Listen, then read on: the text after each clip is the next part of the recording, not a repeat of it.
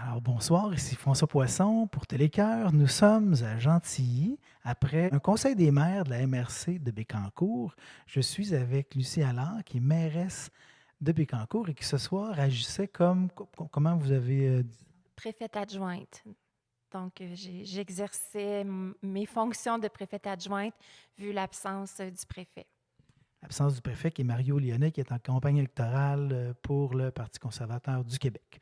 Euh, je pense que vous étiez nerveuse auparavant, mais ça s'est très, très bien passé. Vous aviez l'air de vous sentir comme un poisson dans l'eau, là. C'est comme ça que ça s'est vécu. Oui, non, j'étais pas tant nerveuse parce que je connais bien mes collègues maires, mais évidemment, on essaie de faire ça pour le mieux, toujours. Vous étiez juste assez directive, puis c'était comme pas, pas une main de fer dans un gant de velours, là, mais une main d'aluminium. Oui, c'est bon ça, l'aluminium, excellent, oui.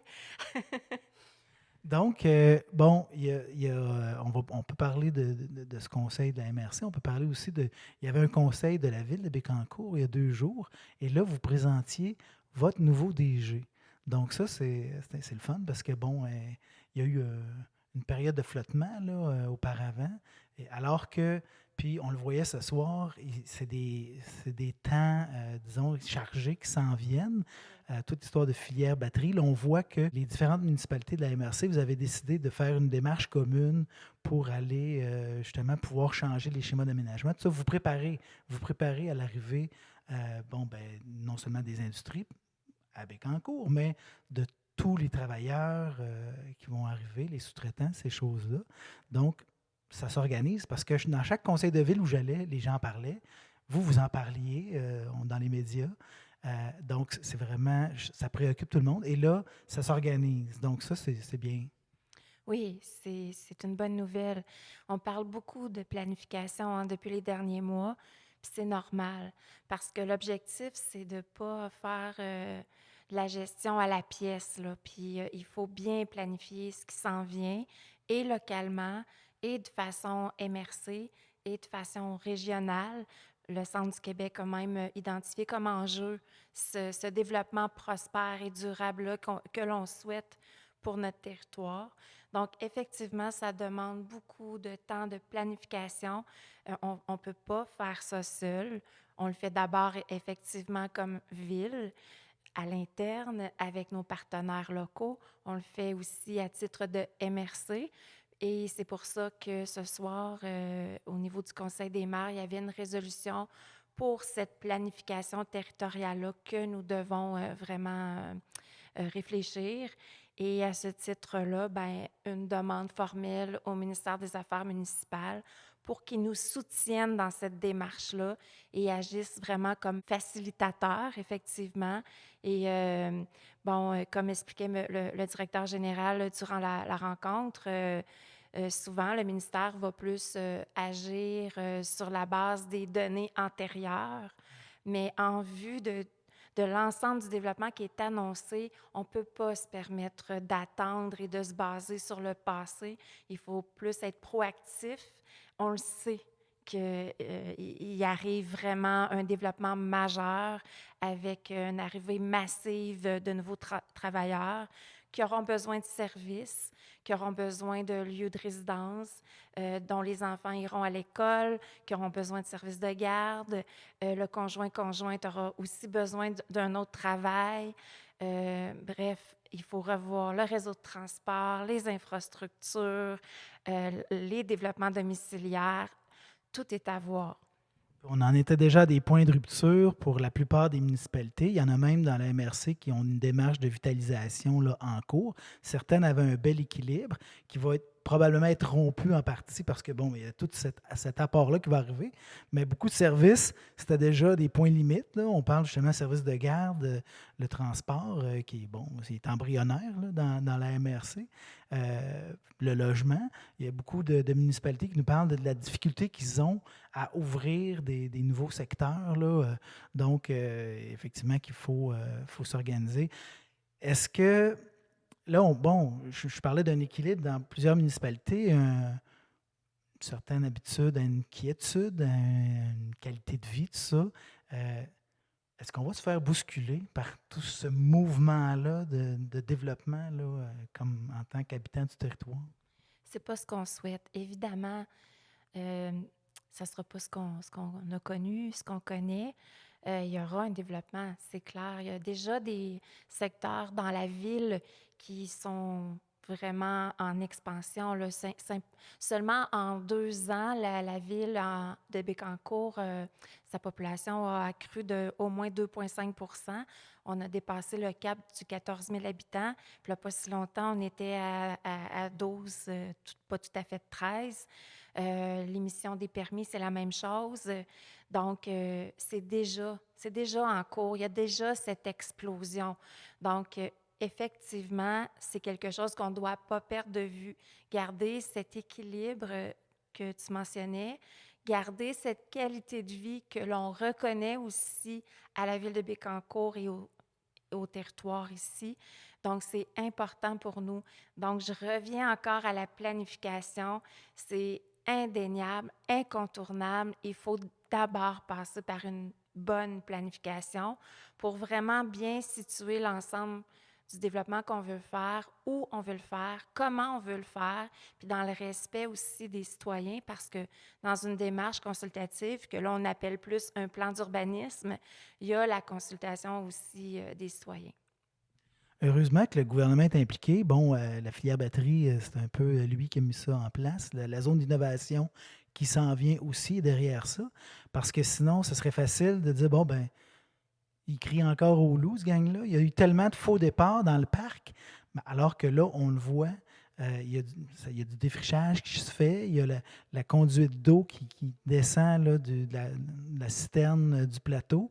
Donc là, c'est plus concret que ça n'a jamais été, il me semble. Donc, bon, oui, se projeter dans l'avenir, peut-être qu'il n'y a pas d'urgence parce que c'est un avenir qui est peut-être illusoire, mais cette fois-ci, on sent que, bon, ben, il y a une réalité, là. Oui. C'est là. Oui, puis il faut vraiment distinguer zone d'innovation versus les grandes annonces qui sont annoncées, excusez, dans le territoire de la Société du Parc. Euh, Zone d'innovation ou pas, ce développement-là est annoncé et ce ne sont pas des annonces éphémères, je ne crois pas. Comme tu le mentionnes, il y a vraiment déjà la construction de la conduite d'eau pour le prolongement de l'aqueduc tout le long de l'autoroute 30. Je pense que tout le monde a remarqué, là, ça ne passe pas inaperçu. Donc, ce service-là qui coûte quand même un certain montant et à la société d'État et à la ville, on le fait vraiment parce qu'il y a un développement majeur qui arrive. Donc, ça, c'est indéniable, c'est là. Donc, oui, il y a un développement annoncé au sein de la Société du parc industriel. La zone d'innovation, c'est un plus. Un plus en ce sens que là, on est joint vraiment à Trois-Rivières, Shawinigan, et c'est pour vraiment mettre une étiquette formelle, un sceau original sur notre grande région qui, on souhaite, pourra s'appeler Zone d'innovation de la vallée de la transition énergétique. Et là, on sort des frontières du centre du Québec même, on tombe plus international et c'est chez nous que ça se passe. Et à ce moment-là, la zone d'innovation, le concept même, c'est qu'il y ait vraiment une fusion, un regroupement autant de privés que de municipalités avec les services et milieux de vie qu'on doit offrir, mais aussi des universités. Donc, un consortium d'universités qui se joignent à cette zone-là pour vraiment bonifier ce qui se passe chez nous, faire la recherche, innover pour que toujours les industries soient à la fine pointe de ce qu'elles doivent produire, puis de le faire du mieux à l'époque où on est, c'est-à-dire d'aller vers une énergie verte. Donc, il faut le plus possible le faire le plus proprement possible. Donc, on ne parle pas seulement d'une grappe industrielle, on parle, on pourrait dire, grappe sociale, grappe éducative, grappe scientifique. Donc, c'est tout ça, ça élargit ce concept-là. Bon, pour ça qu'on parle de zone d'innovation. Ça me ramène à parler du nouveau DG de la ville de Bécancour. Donc, avoir une personne comme ça qui peut, parce qu'il va avoir des décisions à prendre, il va avoir des jugements à reporter sur des choses importantes. Donc, d'avoir de l'expertise, ça va être très précieux, je pense. Oui, effectivement. Puis, bon, comme vous le mentionniez au début, on a été en période de flottement, donc sans direction générale. Et je vous avouerai là, que je suis très heureuse qu'un acteur aussi important ait joint nos rangs à la ville. Parce que pour une mairesse, là, sans DG, je vous dirais que le temps est un petit peu long. Et je suis très heureuse là, de la venue de M. Grégory J. Houle au sein de la ville de Bécancour. Je crois que son expérience, son expertise, sa capacité de gestion, la façon également dont il voit là, la nouvelle structure qui pourrait être mise en place à la ville, c'est un atout majeur pour nous actuellement. Donc, oui, c'est vraiment un acteur clé, comme partout dans les organisations, hein, la direction générale d'un organisme, c'est l'acteur clé où vraiment tout repose. C'est le pont entre les élus et l'appareil administratif municipal.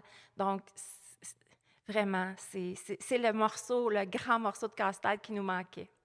Un rôle pivot. Puis j'imagine que vous l'avez choisi, là, puis en faisant une petite allusion au gouvernement et sa façon de prendre des vieilles données, j'imagine que vous ne l'avez pas choisi en pensant au passé de Bécancour, mais au futur, donc avec des qualités qui vont être directement pertinentes pour ce qu'on va vivre dans les années qui s'en viennent.